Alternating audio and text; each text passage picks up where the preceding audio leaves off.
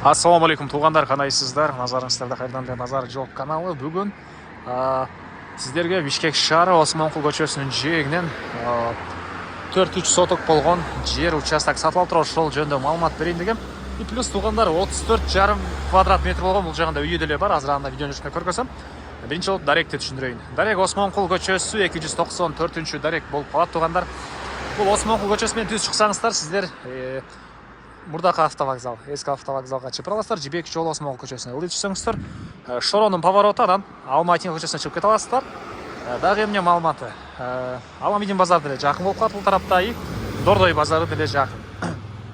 Анан чоң жолдун жээгине жайгашканына байланыштуу, мисалы кошуна сыяктуу дүкөн көрсөтөсүздөрбү же швейный цех. Негизинен бул жактын даяр проектиси деле бар экен тугандар. Ылдый тарабы швейный цех, өйдө тарабы квартиранттар үчүн ушундай под бизнес объект кылып пайдалануу планы деле даяр экен. Кааласаңыздар, андагы полный планировкасы видео менен даярдалыптыр. Анда ээсинен сурап билсеңиздер, көрсөңүздөр болот.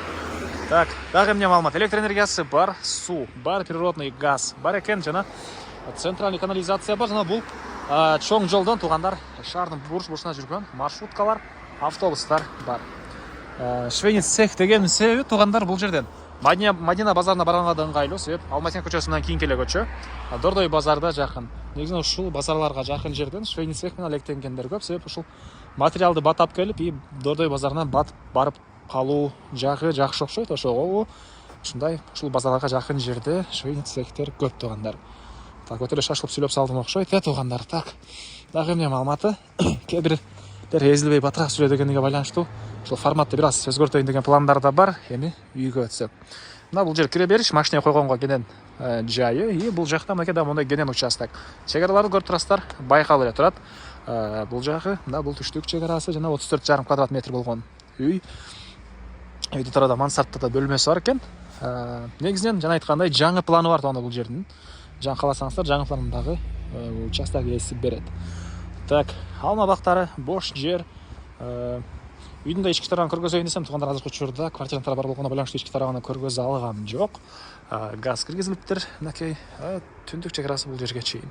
Негизги кирүүчү эшик мынакей бул тараптан орнотулган. Так, дагы эмне маалыматы? Кызыл китеп, техпаспорт бар экен ээсинин колунда. Участок кызыл китебинде 4-3 соток, фактически 4,5 соток деп кызыл китебинде жазылып туруптур. Анда бир карап байкап көрдүк.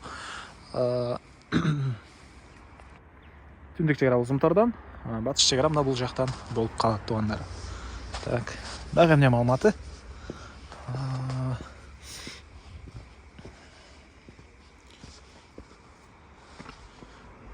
Дагы эмне маалыматы? Ошол жакын жерде бул Алматин базары жана старый автовокзал.